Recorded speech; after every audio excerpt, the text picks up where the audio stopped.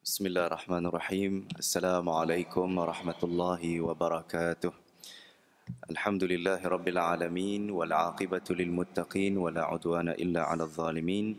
Wassalatu wassalamu ala asyrafil anbiya'i wal mursalin sayyidina Muhammad wa ala alihi wa ashabihi ajma'in. قال رب اشرح لي صدري ويسر لي أمري واحلل عقدة من لساني يفقه قولي قالوا سبحانك لا علم لنا إلا ما علمتنا إنك أنت العليم الحكيم قال الله تعالى في كتابه العزيز أعوذ بالله من الشيطان الرجيم قل إن كنتم تحبون الله فاتبعوني يحببكم الله ويغفر لكم ذنوبكم والله غفور رحيم وقال تعالى أيضا واستعينوا بالصبر والصلاة وإنها لكبيرة illa 'alal khashi'in. Sadaqallahul azim.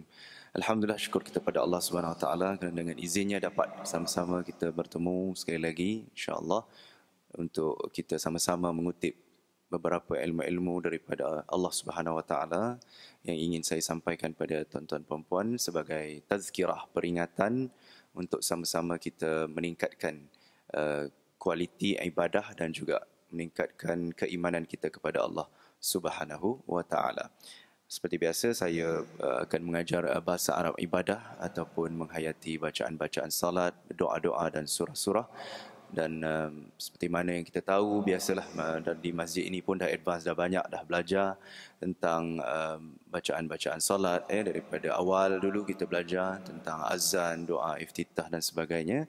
Dan sekarang insya-Allah pada masa-masa akan datang juga insya-Allah kita akan cuba melihat surah-surah lazim yang selalu kita baca dalam bentuk kita melihatnya dari aspek terjemahannya dan juga dalam aspek bahasa Arabnya lah secara ringkas dan secara mudah. Ya, insya-Allah pada hari ini kita akan melihat tentang apa dia kehebatan surah Ad-Duha. Surah Ad-Duha ya. Kita pun selalu baca ni surah Ad-Duha kan, surah lazim yang kita kata surah lazim lah, antara surah-surah lazim yang selalu dibaca ya, sama ada secara berjemaah ataupun kita sendiri baca ya. Kalau orang khatam Quran pun mesti baca start daripada Wadduha kan ya, sampai akhir lah. Jadi insya-Allah kita akan tengok satu persatu perkataan daripada surah Ad-Duha ni. Mudah-mudahan kita dapat memahami dan menghayati apa sebenarnya yang ada dalam surah Ad-Duha ni. Dan seperti mana yang kita tahu, surah Ad-Duha ni berada dalam juzuk yang ke-30 ya, juzuk yang ke-30 ya, dan pada muka surat 596 daripada Al-Quranul Karim. Kalau kita lihat ayatnya, Bismillahirrahmanirrahim, saya baca dulu ayat ni sehingga akhir. Wadduha wal-laili idza saja ma wadda'aka rabbuka wa ma qala walal akhiratu khairul laka minal ula وَلَسَوْفَ يُعْطِيكَ رَبُّكَ فَتَرْضَى أَلَمْ يَجِدْكَ يَتِيمًا فَآوَى وَوَجَدَكَ ضَالًّا فَهَدَى وَوَجَدَكَ عَائِلًا فَأَغْنَى فَأَمَّا الْيَتِيمَ فَلَا تَقْهَرْ وَأَمَّا السَّائِلَ فَلَا تَنْهَرْ وَأَمَّا بِنِعْمَةِ رَبِّكَ فَحَدِّثْ. Ya. Ayatnya simple, ada 11 ayat sahaja. Tetapi ayat ini kita kena tahu kenapa Allah turunkan ayat ini kepada Rasulullah sallallahu alaihi wasallam. Dia ada dalam selain daripada kita tengok setiap makna setiap satu perkataan tu, mana yang ada asbab nuzul atau penurunan ayat tu, kita akan bagi tahulah sebab dia kenapa turun ayat ini. Dan seperti mana yang kita baca tadi ya, permulaan ayat ini dimulakan dengan perkataan wadduha. Wadduha, wa tu sebenarnya maknanya demi. Demi ya, wa ni maknanya demi. Duha, waktu duha. Demi waktu duha. Kalau kita sekarang waktu duha ni, kita sebut waktu duha, bila tempohnya waktu duha adalah 28 minit selepas masuk waktu syuruk. Kalau sekarang syuruk tak silap saya tadi 7-6 minit saya tengok tadi. ke berapa tadi? 7-6 minit, kita campurlah dengan 28 minit selepas itu, maknanya 7.34 ke atas. Sehinggalah masuknya waktu zuhur itu dikira sebagai waktu duha. Seperti mana tuan-tuan perempuan yang dirahmati Allah sekalian tahu, bila disebut waktu duha, itu memang ada satu solat yang disyariatkan atau disunnahkan untuk kita lakukan, iaitu solat sunat duha. Solat sunat duha ni memang kehebatan. Allah bersumpah nama demi waktu duha ni. Siapa yang kata demi ni? Bila kita sebut demi ni maknanya satu sumpahan. Satu dipanggil dalam bahasa Arabnya dipanggil sebagai uslub al-qasam. Al-Qassam. Kita biasa dengar nama Al-Qassam ni. Kita tak tahu yang Palestin tu lah kan. Al-Qassam. Tapi itu lain ejaan dia. Itu Al-Qassam. Ini Al-Qassam. Alif Lam Qaf Sin Mim. Al-Qassam ni sebenarnya dia merupakan satu gaya bahasa dalam bahasa Arab dalam aspek balaghah atau dipanggil sebagai dalam bahasa modennya retorik lah. Dalam Arabic retorik, dalam bahasa retorik bahasa Arab merupakan salah satu gaya bahasa untuk menegaskan sesuatu perkara. Jadi apabila disebut oleh Allah Subhanahu Wa Taala demi waktu duha, itu menunjukkan waktu ini bukan merupakan suatu waktu yang kita boleh pandang ringan sebenarnya. Dan di situ juga yang seperti mana saya sebut tadi dalam sunnah Rasulullah ada solat sunat duha. Jadi solat sunat duha ni memang sangat-sangat baik diamalkan, ya. Banyak hadis Rasulullah SAW sebut tentang salat duha ni, apa kelebihan orang yang menunaikan salat duha dan sebagainya. Ya, itu memang amalan orang-orang yang soleh daripada dahulu lagi. Ya. Jadi kita sebagai orang-orang yang kemudian di akhir zaman ni, kalau boleh kita lakukanlah salat sunat duha di samping salat-salat fardu kita tu. Ya, kerana memang hebat orang yang melakukan salat duha ni, kehebatan dia sangat-sangat tidak boleh disangkal lagi. Ya.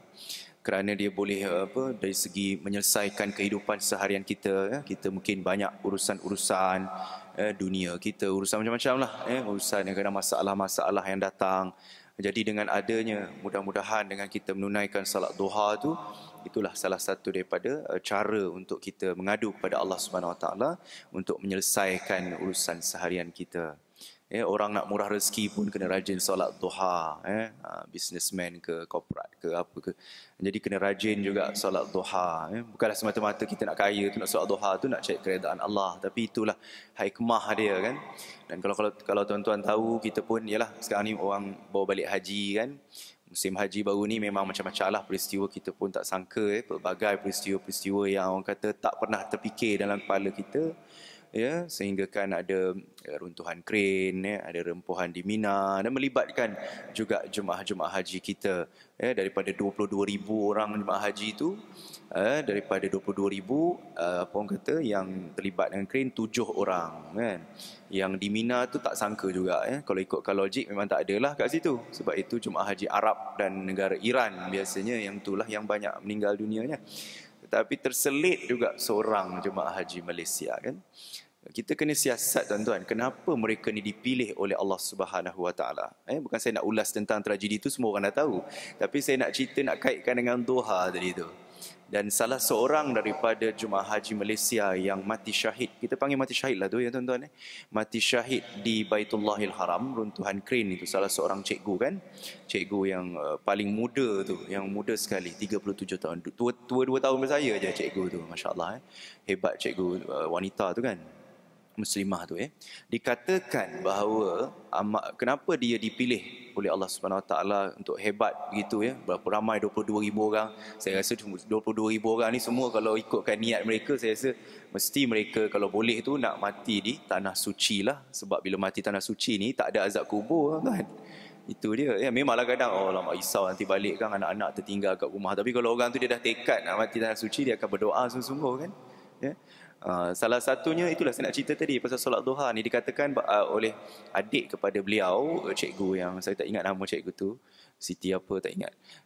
Tapi cikgu ni dia kata amalan dia yang dikatakan amalan yang nampak simple saja, tetapi itu mungkin salah satu sebab untuk dia diterima oleh Allah untuk terus tinggal di tanah suci itu, ialah kerana beliau adalah seorang yang sangat rajin solat duha dan juga sangat rajin buat tahajud. Tak kira bulan Ramadan ke, tak bulan Ramadan ke, tahajud tak tinggal, duha tak tinggal. Jadi benda macam itu kita tak tahu, kecuali bila seorang tu dah meninggal baru kita tahu apa rahsia dia. Dan saya yakin jemaah-jemaah haji yang terpilih itu juga, selain daripada yang sakit-sakit, ada juga yang meninggal sakit kan. Mungkin tak sampai 20 orang kot saya rasa, ataupun saya tak pasti bilangan dia, tapi yang saya rasa tak sampai 20 orang lah yang meninggal di Tanah Suci itu. Jadi 20 orang lah. Maknanya 20 orang ni memanglah macam-macam sebab lah. Sakit, runtuhan, terlempuhan. Itu asbab saja. Tapi itu memang sebab Allah dah pilih mereka untuk terus menetap di situ. Jadi kita kena cari dia punya rahsia dia. Kalau mungkin ada, mungkin saudara mara kita kenal orang-orang itu yang terlibat tu, mungkin kita boleh cek, tanya anak-anak dia. Kalau ada suami dia balik, nanti kita tanya suami dia, apa sebenarnya amalan isteri mereka ni atau suami-suami mereka ni, sehingga Allah pilih mereka untuk terus menetap di Tanah Suci itu. Ya, banyak pengalaman saya dulu sendiri pun. Masa saya pernah pergi umrah mula-mula dulu, masa umur saya 16 tahun, saya pernah sebilik dengan seorang artis veteran. Artis veteran, siapa tuan? Datuk S. Romaino. Datuk S. Romaino, iaitu suami kepada Datin Hajat Umi Kalsum, kan, suami ayah pada Anita Sarawak. Saya pernah sebilik dengan beliau di akhir hayat dia. Kita pun tak tahu, tapi memang dia uzur lah masa tu. Memang dia uzur masa sebilik dengan dia tu. Kita jemaah biasalah duduk satu bilik ramai kan, zaman-zaman dulu kan. Jadi bila saya balik, pendekkan cerita lah. Lepas tu bulan Ramadan. Saya pergi tu bulan Ramadan, tahun 96 saya pergi masa tu. Bila kita balik saja Malaysia, keluar surat khabar Datuk S. Romaino meninggal di Tanah Suci. Tu dia. Hebat kan, Allah pilih orang-orang yang tertentu saja, istimewa untuk menetap terus di sana. Banyak background, macam-macam background kan. Background masing-masing berlainan. Tapi bila di akhir tu yang Allah tengok, Allah tak check kita pada perawalan kita. Mungkin kita ada banyak melakukan kehilafan, kesilapan dan sebagainya. Tetapi di ujung itu, di pengakhiran hidup tu yang Allah check, yang Allah value kan. Tengok berapa banyak value kita sebenarnya, kualiti hidup kita berapa banyak dekat hujung tu. Bukan sebab kita di awal tu baik, tetapi di pengakhirannya. Itu pasal kita selalu berdoa pada Allah SWT. Biasa kita baca doa lepas solat kan, Allah makhtim lana bihusnil khatimah wala takhtim alaina bisu'il khatimah. Maknanya akhirkanlah hidup kami ini dengan pengakhiran yang baik dan bukan pengakhiran yang buruk atau pengakhiran yang jahat.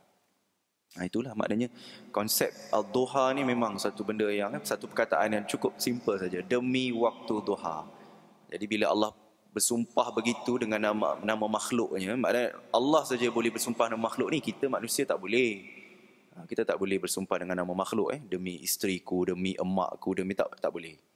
Manusia memang tak boleh, nanti dikira syirik kepada Allah Subhanahu Wa Taala. Kita boleh bersumpah dengan nama Allah aja, itu orang sumpah wallahi wa billahi wa tallahi, angkat sumpah jawatan ke apa, semua biasa gitu. Orang Islam yang begitu, dia boleh sumpah nama Allah sahaja, dia tak boleh macam Allah ni dia bersumpah dengan nama makhluk, sebab Allah yang menciptakan makhluk-makhluknya. Menunjukkan betapa pentingnya wadduha kan? Macam contoh surah lain kan, wal asri tu kan, demi masa, menunjukkan masa tu cukup penting. Maknanya bila Allah bersumpah tu memang tak ada benda lain melainkan itu merupakan satu perkara yang sangat-sangat penting. Itu mungkin kita akan ulas lain lah, surah-surah lain kan. Tapi nak ceritakan tu wadduha tu saja, satu perkataan tu kan. Kemudian ayat kedua, walaili idza saja. Dan demi malam apabila ia gelap dan sunyi. Maknanya waktu duha tu lawannya waktu malam kan. Jadi kedua-duanya pun memainkan peranan. Kita dah cerita tadi duha.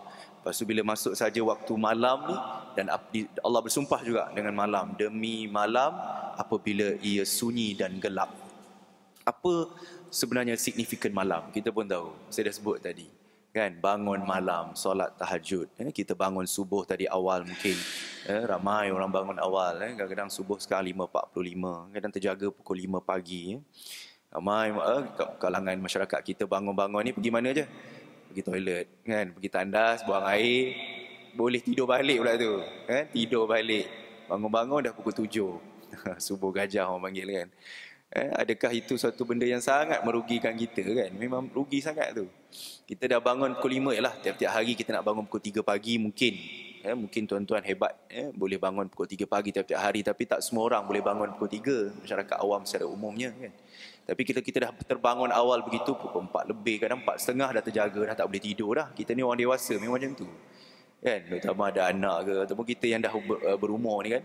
Memang susah dah nak tidur kalau dah terjaga kan. Pukul 4:30 kan. Apa salahnya kita bangun dah tu, kita ambil wuduk, lepas kita qada hajat sebagainya, ambil wuduk. Nak tidur lepas tu pulanglah. Tapi maknanya dah halang-halang Allah kejut kita bangun pagi tu, Allah beri lagi kita kesempatan untuk bangun pada pagi itu, kita buatlah tahajud. Sekurang-kurangnya 2 rakaat. Kan, kalau kita dah tak larat sangat, ngantuk sangat, dah halang-halang bangun, solat sunat tahajud 2 rakaat. Mudah-mudahan dengan dengan cara kita sentiasa bertahajud, sentiasa solat duha, itulah salah satu tiket kita untuk mendapat keredaan Allah kan, dapat tempat yang sangat istimewa di sisi Allah Subhanahu wa taala. Itu yang penting kali ya. Itu pasal Allah bersumpah dengan namanya tu, walaili idza saja. Walaili itu malam, Laila kita biasa dengar nama orang Laila kan, Laila Majnun ke apa ke ya. Lail tu malam maknanya, idza tu apabila ya. Banyak dalam Quran idza ni, idza jaa nasrullahi wal fath, idza juga apabila. Saja itu ialah memang waktu sunyi, gelap ya. Kemudian ayat yang ketiga Allah sebut ma wadda'aka rabbuka wa ma qala. Ma wadda'aka rabbuka wa ma qala. Ma ini maknanya tidak. Ma ni kalau kita jumpa dalam Al-Quran, dia banyak makna ma ni. Kalau mungkin ada tuan-tuan yang pernah belajar bahasa Arab sikit-sikit kan, kat luar mungkin ada kelas bahasa Arab dan sebagainya. Ma ni memang ada banyak makna.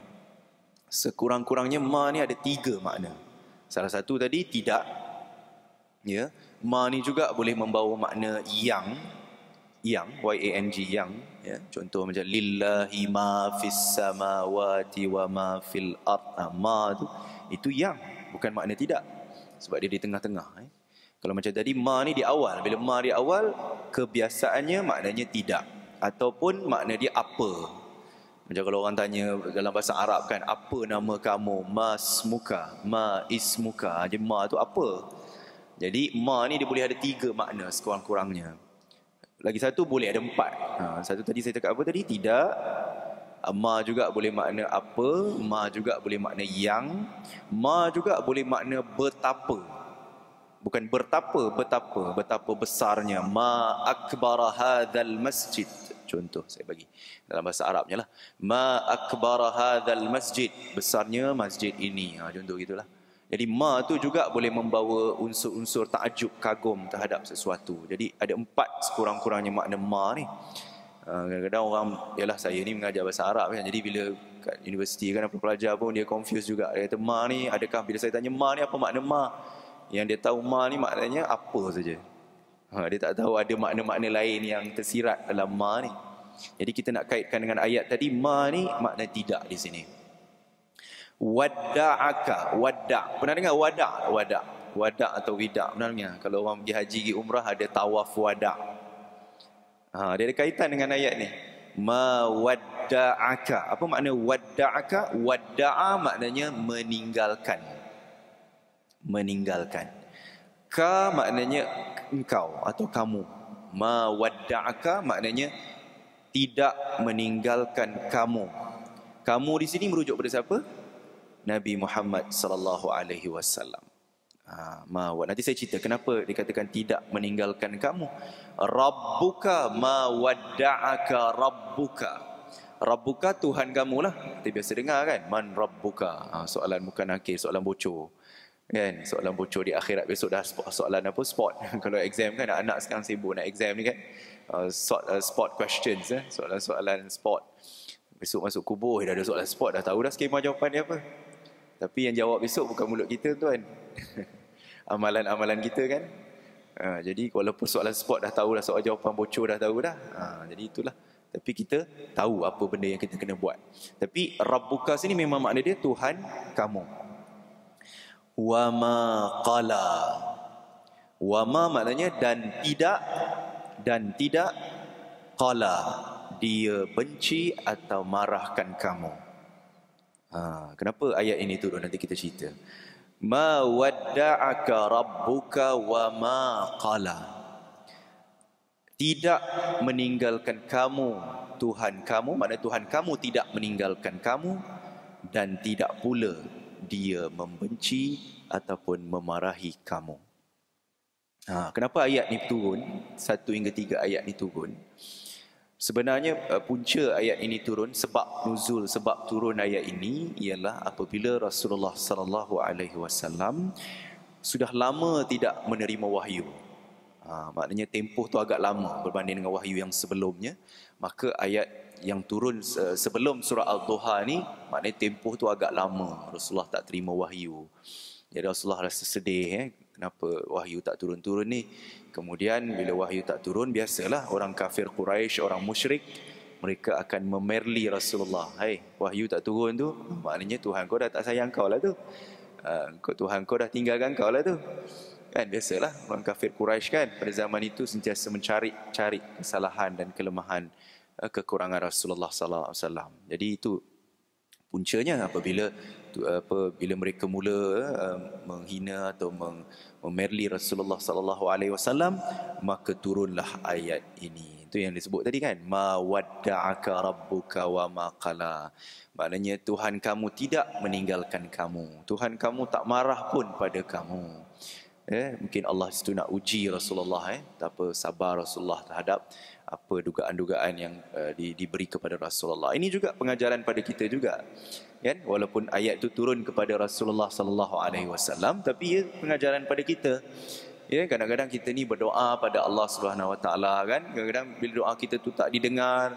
Ustaz salat duha dah, ustaz suruh saya dah buat kan, tahajud dah. Tapi kenapa bila saya berdoa tu Allah tak dengar pun doa saya, Allah tak makbulkan doa saya? Itu kita ada ciri-ciri mempertikaikan pula. Kita kena ingat kan, Allah Subhanahu Wa Taala ni memanglah dia maha mendengar doa kita. Sami'ud du'a, mujibud du'a kan. Allah itu maha mendengar doa kita, Allah itu maha menerima doa kita. Tapi kadang-kadang Allah nak terima doa kita tu, dia ada peringkat-peringkat dia juga. Ada yang Allah perkenankan terus, terutama kalau orang pergi tanah suci tu, biasa doa ni memang cepatlah makbul kan. Terutama kalau cakap benda-benda tak betul, tak cakap benda tak baik kan. Orang pergi tanah suci ni kena jaga mulut kan, kena jaga mulut. Kadang kita kat Malaysia ni dah biasa mulut laser, dah biasa cakap benda-benda yang kadang-kadang main lepas saja kan. Kat sana pun cakap, ya apa makanan ni tak sedap kan. Diberi oleh agensi apa umrah sebagainya kan. Kita pun dah biasa makan sedap-sedap, kita pun peli makanan tu kan. Ini memang Allah bagi cash dekat kita, tak boleh makan, lepas tu muntah-muntah kan, tak boleh makan, na'udzubillah min zalik kan. Jadi itulah masalahnya. Tapi kalau kita berdoa benda baik tu, insya-Allah Allah dengar juga kan. Tapi kalau kita kat sini, kat Malaysia ni kan, kita berdoa, insya-Allah lah kita mudah-mudahan kita minta pada Allah, Allah perkenan doa kita. Tapi ada masanya Allah tangguhkan dulu doa kita tu kan. Mungkin tangguh bukan tak perkenan langsung kan, tangguh mungkin besok, mungkin lusa, mungkin minggu depan, mungkin bulan depan, mungkin tahun depan, kita tak tahu tu kan. Jadi kita tak boleh kata kita cepat-cepat sangat putus asa dengan rahmat Allah kan. Allah sebut dalam Quran, la yai'asu mir rahmati mir rauhillah, jangan kamu putus asa dengan rahmat Allah. Sebab kalau kita putus asa rahmat Allah, kita sebahagian daripada golongan orang-orang yang kafir. Sebab itu disebut dalam Al-Quran, mafhumnya, siapa yang berputus asa, selalu berputus asa dalam kehidupannya, maka dia sebahagian daripada orang-orang kafir. Jadi kita tak nak putus asa dengan rahmat Allah. Kadang kita kena faham, bila Allah tak berkenan sekarang, mungkin maknanya Allah akan perkenankan pada masa-masa akan datang. Kalau tak berkenan juga di dunia, mungkin Allah perkenankan di akhirat. Itu dia tempohnya long term, panjang. Jadi itulah maknanya kita sebagai manusia, kita jangan ada sikap putus asa atau kita rasa Allah tak tengok kita, tak lihat kita, tak sayang kita. Tak boleh gitu. Itu seperti mana yang ada dalam ayat ini.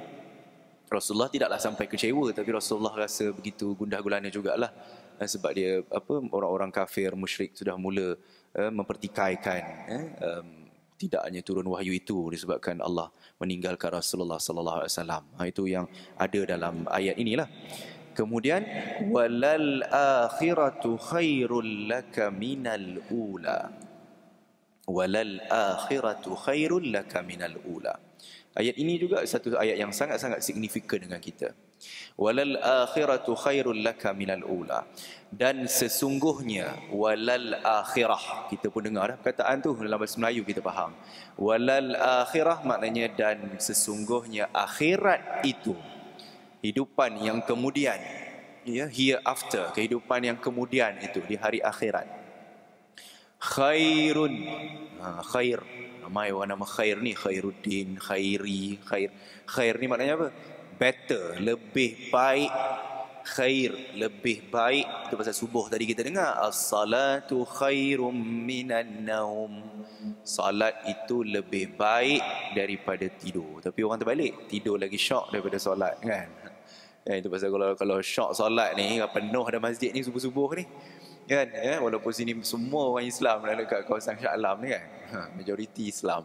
Yalah, mungkin ada masalah mungkin lah, tapi maknanya kalau kita betul-betul boleh kita faham konsep as-salatu khairum minan naum tu, seperti mana yang saya dah cerita sebelum ni pasal azan tu, kan, salat lebih baik daripada tidur, tu confirm lah orang akan datang beramai-ramai. Tapi sebab orang tak nampak pahala tu masalah tu. Tak nampak pahala tu. Kalau nampak lah, kalau ada buku akaun, kan, sembayang je dapat 2,000, keluar duit 2,000. Oi, memang berebut orang sembayang. Tapi itulah, kita hikmahnya Allah tak nampakkan pahala tu, kan. Kalau sembayang kat Masjid Haram lagi lah 2.7 juta satu waktu. Oi, kalau ada duit 2.7 juta ringgit lah, memanglah kita tak payah kerja lah, kan. Macam tu lah dia punya perumpamaan dia, kan. Tapi kita tak nampak pahala tu, tak nampak. Kita hanya beriman dengan benda gaib ni, kan. Kita beriman pada Allah bagi pahala kalau buat baik, yang buruk tu Allah bagi dosa, kan. Jadi benda tu kita tak nampak. Hanya orang yang benar-benar beriman dan hanya orang benar-benar yang memahami konsep itu saja yang akan orang kata apa, yang akan bersungguh-sungguh dalam ibadatnya kepada Allah Subhanahu Wa Taala. Jadi konsep walal akhirah tadi ialah sesungguhnya akhirat itu lebih baik laka. Laka ni maknanya bagimu, untukmu. Mu sini pada Rasulullah sallallahu alaihi wasallam. Ya, satu ayat yang sangat-sangat apa orang kata signifikan dengan kita, sangat sesuai dengan kita, ya. Minal ula, min ni maknanya daripada. Ya, min daripada. Al ula kehidupan sekarang, kehidupan di dunia ini, al ula. Al ula ni makna asal dia, ula ni maknanya yang awal, kita sebut awal tu sebenarnya bahasa Arab lah, awal ni yang sekarang kita duduk.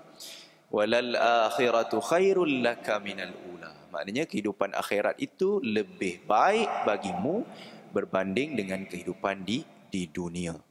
Itu je lah ayat tu. Kita baca doa selalu pun, Rabbana atina fid dunya hasanah wa fil akhirati hasanah wa qina adzabannar. Kalau kita tengok konsep doa itu, walaupun disebut dunia dahulu, berikan kami kebaikan di dunia dan berikan kami kebaikan di akhirat, dan lindungi kami atau pelihara kami daripada azab neraka. Kalau tengok situ pun dua nisbah satu. Dunia satu saja disebut, tapi akhirat tu ada dua kat situ. Satu di akhirat kebaikan dan azab neraka dipeliharakan. Kan azab neraka tu di akhirat. So di situ pun kita nampak dah dua nisbah satu. Maknanya 70-30 tu. 70% akhirat, 30% dunia. Baru dikira balance. Orang fikir balance ni maknanya seimbang, kan. Seimbang di antara dunia akhirat. Orang ingat 50-50. 50%, 50%. Oi, kalau 50%, 50% confirm lebihkan dunia. Kan? Betul tak saya cakap, kan? 50% memang confirm kita akan lebihkan dunia punya. Ya? Macam tu. Jadi kalau kita buat 50-50 tu bukan balance namanya kalau untuk dunia dan akhirat, tidak. Kita kena ambil 60-40 ataupun 70-30 macam tu. Persen saham kita lah sebenarnya, kan. 70% akhirat, 30% dunia, begitu. Ya, dunia kita nak juga sebab Allah sebut dalam Quran, wabtaghi fima atakallahu daral akhirah wala tansa nasibaka minad dunya. Carilah kebahagiaan kamu di akhirat besok, tapi jangan kamu lupa kebahagiaan kamu di dunia. Itu menunjukkan keutamaan, prioritinya mana di dunia, di akhirat prioritinya kemudian, tapi jangan lupa kamu punya kehidupan kamu di dunia. Boleh cari kekayaan, tak ada masalah, tapi kekayaan itu dibawa, dipimpin ke arah yang diredai oleh Allah Subhanahu Wa Taala. Ya, bukan menyebabkan kita bertambah sesat daripada Allah, bertambah jauh daripada Allah Subhanahu Wa Taala. Baik, ayat yang kelima, wala saufa yu'tika rabbuka fatarda. Wala saufa. Wala saufa ni maknanya dan sesungguhnya kelak akan datang. Saufa. Kita biasa banyak berjumpa ayat Quran saufa. Saufa ni memang salah satu konsep dalam bahasa Arab yang merujuk kepada future. Al-mustaqbal dalam bahasa Arab dipanggil. Al-mustaqbal maknanya future. Future tense, benda yang merujuk kepada kata kerja yang akan datang. Fi'il mustaqbal, fi'il mudhari' lil mustaqbal. Dan sesungguhnya kelak yu'tika. Yu'tika maknanya akan memberikan kurniaannya kepada engkau, kepada kamu. Yu'ti ini maknanya memberi. Mu'ti, kadang-kadang kita biasa dengar ada nama orang Abdul Mu'ti. Abdul Mu'ti, Mu'ti ini adalah nama Allah Asma'ul Husna, Mu'ti. Jadi Abdul Mu'ti maknanya hamba kepada yang maha mengurniakan. Itu makna Mu'ti. Jadi yu'ti ini memberi.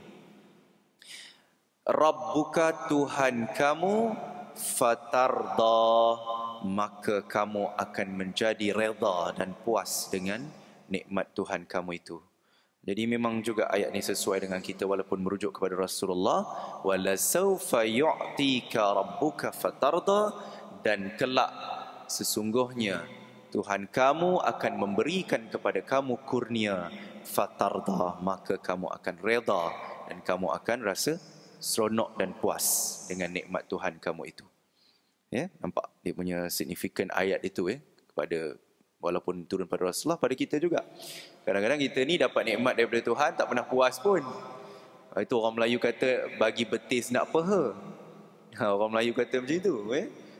Maknanya kita dah dapat sikit nak lagi. Kita ni kalau tak pernah puas dalam kehidupan tuan-tuan, kita tengok orang yang lebih susah pada kita. Jangan tengok orang yang lebih senang pada kita. Kalau kita tengok orang yang lebih senang pada kita, akan timbullah rasa cemburu, rasa jealous, rasa macam-macam. Kan orang ni nampak okey, kita nak kalau boleh nak lebih pada dia. Kalau kita rasa tak pernah puas, kita tengok orang yang susah pada kita. Kita ni sekurang-kurang ada juga kereta nak datang surau masjid, walaupun kereta tak besar, cik ada kereta bawa. Tengok orang kadang bawa motor saja, tak ada kereta pun. Kan kita tengok viral itu mesej kan, orang balik raya tu tengok naik motor sampai 4-5 beranak naik atas motor. Pergi Pulau Pinang tuan-tuan. Penang bukan Shah Alam Seksyen 13 nak pergi Stadium Melawati. Dekat sebelah je. Ini orang naik motor 3 beranak 4 beranak naik motor pergi Penang. Bayang naik motor, kita ada juga kereta tak besar pun tak apa kan, Viva ke apa ke, ada juga kenderaan bolehlah berlindung daripada panas dan hujan. Ini orang yang kerja biasa-biasa sahaja, tak ada kenderaan kan, terpaksa balik kampung pun naik motor sahaja. Itu yang menginsaf kita kadang. Kalau kita tengok orang yang lebih besar, lebih mewah, lebih kaya, lebih hebat daripada kita, memang kita akan rasa cemburu. Kita akan rasa tak puas, aku ni kalau boleh nak lagi hebat lah. Bukan salah, hebat tu tak salah kalau untuk kebaikan, untuk kita dapat redha Allah. Tapi kalau kita rasa diri kita tu tak pernah puas dengan apa yang ada, itu kita kena tengok orang yang lebih susah daripada kita. Kadang-kadang kita rasa, contohlah dalam aspek sakit contohnya. Kadang kita bila kita sakit dan sebagainya kan, kita rasa mengeluh sangat. Rasa macam Allah sakitnya, macam mana seksanya rasa sakit ni. Teruk sangat. Kita tengok orang lain, ada yang lebih teruk pada kita lagi. Ada orang yang sakit kronik tak baik-baik, kita ni Allah uji sikit je kadang-kadang.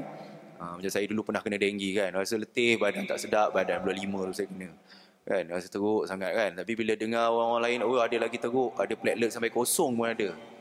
Saya platelet 40 lah, masih ada platelet lagi lah maknanya. Walaupun rasa badan tak sedap kan, tapi kita kena bergantung pada Allah. Memang kadang kita bila sakit itulah barulah kita rasa kifarah dosa tu, masa tu lah baru kita betul bergantung pada Allah SWT kan. Ada separuh orang sakit kronik lagi teruk, sampai yang tak boleh bangun pun ada kan. Kita ni masih boleh bangun walaupun rasa tak sihat kan. Jadi macam itulah, maknanya kita kena tengok ada orang yang lebih teruk pada kita, ada orang yang lebih miskin pada kita, ada orang yang lebih, orang kata, kurang berkemampuan daripada kita. Jadi daripada situ timbulnya perasaan yang disebut sebagai al-qanaah. Itu sebab qanaah tu satu sifat mahmudah, sifat yang terpuji, iaitu sifat yang cukup, berasa cukup dengan apa yang Allah dah beri.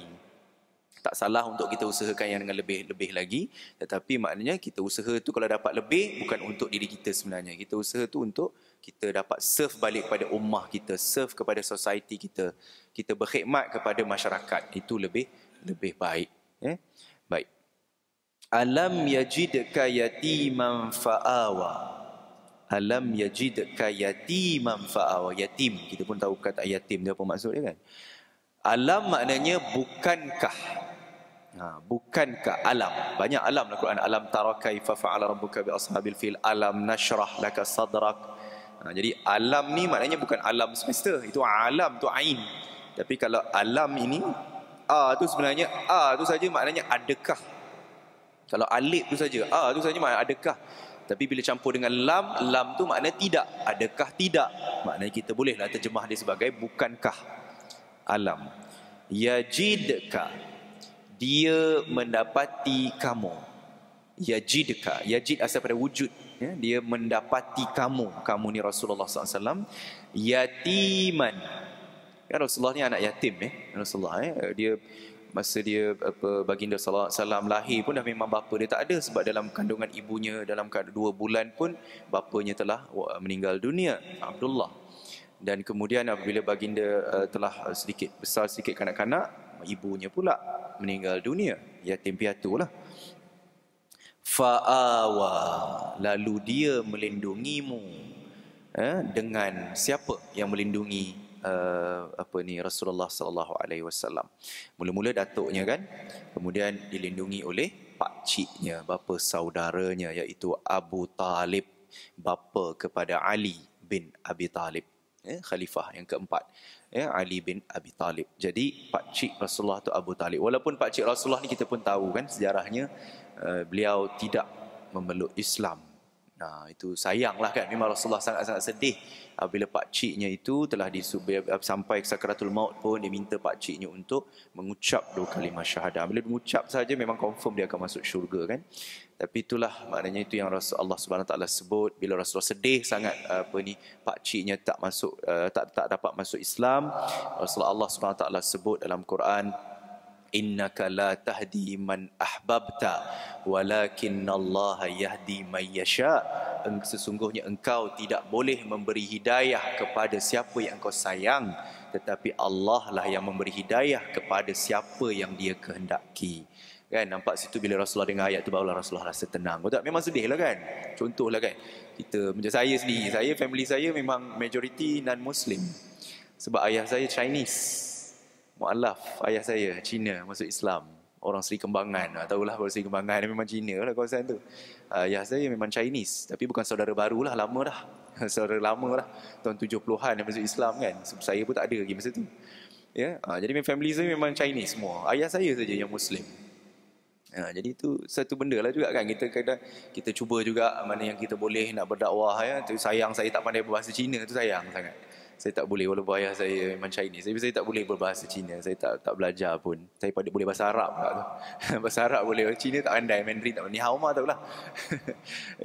Tapi itulah maknanya kita tak boleh nak beri, walaupun kita sayang pak cik kita, mak cik kita kan, tapi kita tak boleh nak beri hidayah kepada mereka kan. Tapi Allah yang memberi hidayah. Tapi kita usahalah mana yang kita boleh kan, beri apa-apa yang kita boleh, tunjuk akhlak yang baik pada mereka.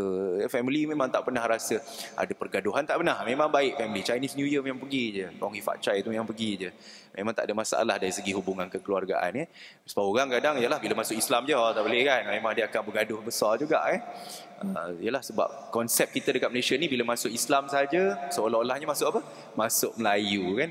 Masuk Islam tu maknanya jadi orang Melayu dah. Sedangkan tidak, kalau Cina-Cina lah, orang India lah, sama je. Tak akan berubah, hanya pun cuma berubah tu agama saja. Sebab Islam ni universal, bukan untuk orang Melayu saja kan, untuk India, untuk orang ke Cina, untuk siapa lah orang asli dan sebagainya kan. Tak ada konsep ni, tidak ada masalah. Jadi itulah maknanya dari segi Rasulullah SAW tadi mendapat perlindungan daripada datuknya dan kemudian Abdul Muttalib itu sendiri, Abu Talib juga. Dan apabila Abu Talib ini kita pun tahu kisahnya kan, meninggal dunia tanpa mengucap kalimah syahadah, maka memanglah of course akan masuk neraka kan. Tetapi orang kata seringan-ringan azab lah untuk Abu Talib ini. Sayang kan, dia seorang yang sangat-sangat tidak pernah membenci Rasulullah, sangat sayang Rasulullah, tapi akhirnya tidak diakhiri dengan kalimah tauhid, maka tetap juga masuk neraka. Tetapi seringan-ringan azab yang diberikan kepada Abu Talib. Sayang kan benda tu kan. Itulah benda tu dah ditakdirkan oleh Allah SWT begitu ya. Wa wajadaka dhallan fahada, dan dia mendapati kamu bingung terhadap kehidupan kamu, syariat kehidupan kamu, fahada, maka dia memberi petunjuk kepadamu. Maknanya Allah SWT nampak kita ni hidup kadang-kadang dalan ni sesat. Itu pasal kita baca dalam Fatihah, ghairil maghdubi alaihim waladdallin. Walaupun waladdallin tu merujuk kepada orang-orang Nasrani, tetapi maknanya dal tu sesat. Maknanya apabila kita sesat, Allah bagi panduan hidup. Islam, the way of life, macam mana cara aturan hidup, akhlaknya, syariahnya, ya, cara ibadatnya, semua Allah dah letak situ. Jadi itu makna ayat ni. Wa wajadaka ailan fa aghna, dan dia mendapati kamu aila, seorang yang susah. Aila ni maknanya susah, miskin, ya? Maknanya susahlah dalam kehidupan. Fa aghna, maka dia mencukupkan kamu dengan keperluan kamu. Ini memang walaupun merujuk pada ayat para Rasulullah, tapi memang kena dengan kita. Kita ni dulu susah, masa kecil susah, tuan-tuan pun faham. Masa tuan-tuan kecil-kecil memang kehidupan memang sukar. Ibu bapa kita dulu susah, membanting tulang, besarkan anak-anak dengan orang kata duit pun, orang kata kais pagi, makan pagi, petang makan petang. Tapi apabila selepas itu Allah berikan rezeki pada kita, kan? Maknanya hidup kita sekarang alhamdulillah, yalah kalau tak mewah pun senang, mudah. Anak-anak kita sekarang celik-celik mata, lahir-lahir je semua dah ada. Hidup tak pernah rasa susah. Itu dia. Kita kena ingatkan anak-anak kita. Saya pun ada anak-anak kecil, tuan-tuan, kan? Kita sama-sama ingatkan anak-anak kita, supaya maknanya walaupun mereka lahir-lahir tu semua dah siap, ready dah, ya. Tapi kita kena ingat. Kita kena ingat mereka. Jangan kita rasa hidup kita ni sentiasa senang sepanjang masa. Ya, kita kena ingat. Senang ni bukan kita ukur dari segi material semata-mata, tuan-tuan, kan? Senang ni macam-macam aspek kehidupan kita. Jadi kita kena ingat, kita kena tahu, bagi tahu mereka, senang kita sekarang kerana Allah Subhanahu Wa Taala. Allah yang beri kita kemudahan ini. Jadi kita kena bersyukur pada Allah. Jangan tinggal solat, jaga akhlak, jaga peribadi. Nak seronok sebagai remaja tak ada masalah, tapi seronok yang berbatas, jaga syarak, jaga syariat, itu je. Kita nasihat pada anak-anak kita. Fa ammal yatima fala taqhar.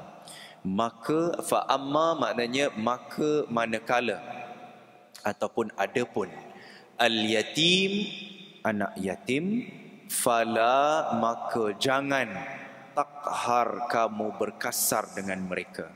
Fala takhar. Kalau anak yatim, kita ada bela anak yatim ke, kita ada jiran kita anak yatim ke, ataupun kita biasa pergi ke rumah-rumah anak yatim, kan?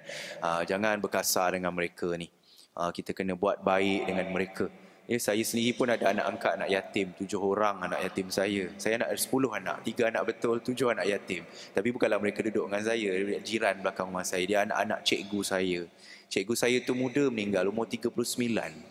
Dia meninggal, saya 35. Dia 39 dia meninggal, 5 tahun lepas. Dan dia merupakan seorang kadi di daerah Hulu Langat.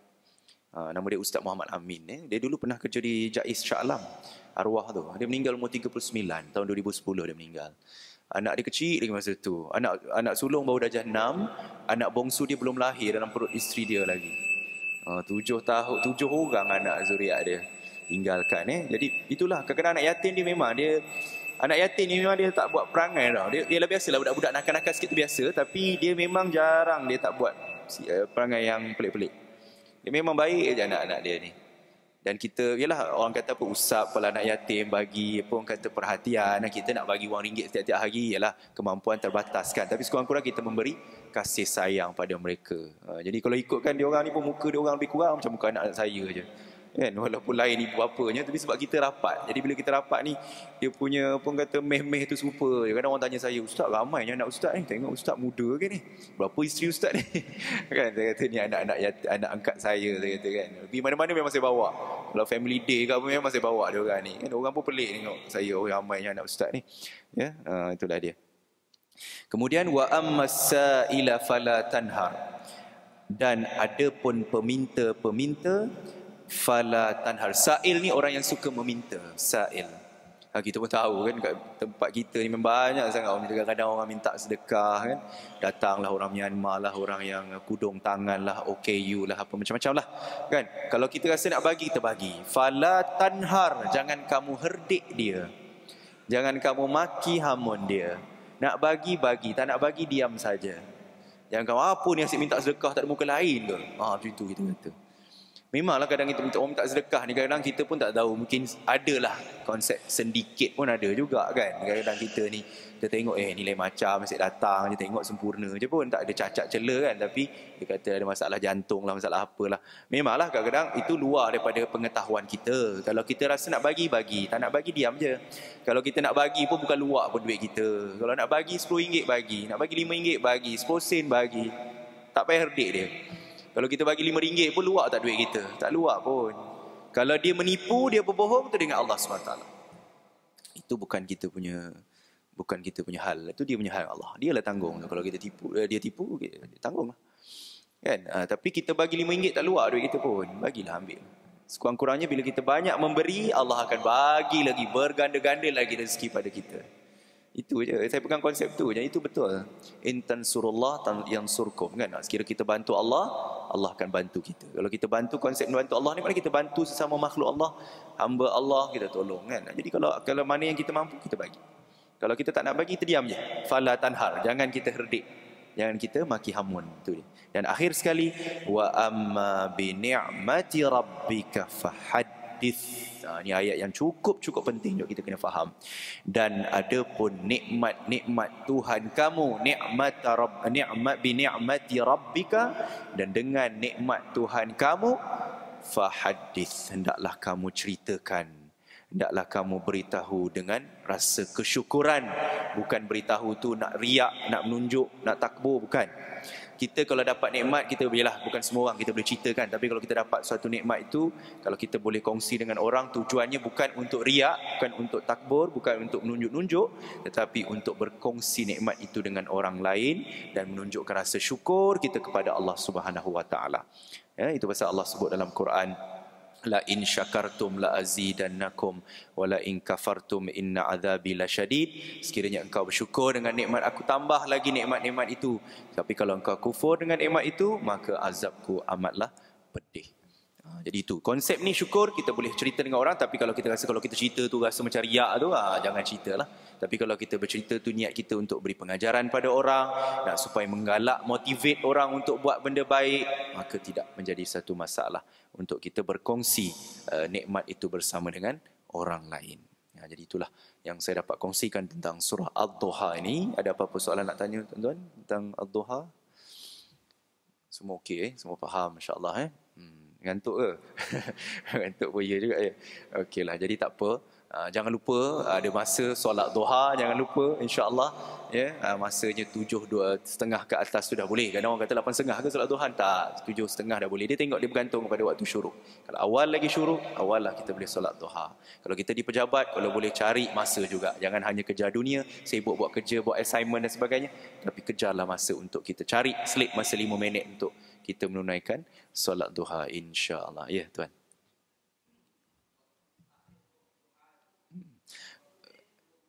Zuhur. Kalau ikut konsep duha ni, sebenarnya sebelum masuk zuhur tu masih boleh lagi solat duha. Sebelum waktu duha. Betul-betul sebelum waktu azan tu kira waktu duha masih lagi waktu duha. Walaupun kita tahu dalam konsep solat ni ada waktu makruh kan. Solat contoh bila matahari tegak di atas kepala tu memang makruh lah. Jadi tu pasal makruh bukan makna haram Ada sebab orang kata haram solat, tapi saya dalam konsep solat ni, kalau pada tanya pendapat saya lah, memang dia punya khilaf Ada yang kata haram, ada kata makruh Sebenarnya kalau dalam konsep solat, seperti mana yang saya belajar dengan Dr. Zahazan juga, beliau mengatakan makruh sahaja. Sebab solat ni benda baik. Benda baik dia tak akan jadi haram. Dia hanya ada sunat, wajib, makruh Solat tidak ada haram. Sebab solat ni benda baik, jadi kita tak boleh kata solat itu haram Jadi makruh lah. Maknanya waktu makruh itu, makruh ni maknanya apa? Benda yang tidak berapa digemari oleh Allah Subhanahu Wa Taala lah. Tapi waktu solat itu sampai sehingga masuknya waktu zuhur, waktu duha itu. Tapi kalau kita boleh di awal waktu lagi senang lah. Sebab kita ni banyak urusan dunia. Jadi bila kita teringat, tapi tak apa, sekejap lagi lah pukul 10, sekejap lagi lah pukul 11, akhirnya habis masa, luput masa duha tu kan. Jadi sayang masa itu. Walaupun duha ni sunat kan, tapi kalau boleh kita dapat istiqamah. Duha ni banyak rakaat, kita boleh buat sampai 12 rakaat pun. Tapi kalau kita baru nak berjinak-jinak duha, 2 rakaat cukup dulu. Buat 2 rakaat, bagi istiqamah, konsisten. Dah konsisten, barulah kita teruskan tambah lagi 4 rakaat ke dan sebagainya. InsyaAllah tuan-tuan yang baik itu sampai daripada Allah SWT, yang kurang kelemahan saya sendiri. Jadi kita sama-sama perbaiki diri kita, perbaiki akhlak kita, perbaiki keluarga kita, perbaiki ummah kita insya-Allah. Jadi kita akhiri dengan tasbih kafarah dan suratul Asr. Subhanakallah wa bihamdika asyhadu an la ilaha illa anta astaghfiruka wa atubu ilaik. بسم الله الرحمن الرحيم الحمد لله رب العالمين والصلاة والسلام على أشرف المرسلين وعلى الصحابة أجمعين اللهم فقهنا في الدين وعلمنا التأويل ربنا آتنا في الدنيا حسنة وفي الآخرة حسنة وقنا عذاب النار وصلى الله على سيدنا محمد وعلى آله وصحبه وسلم والحمد لله رب العالمين وبالله التوفيق والهداية والسلام عليكم ورحمة الله وبركاته.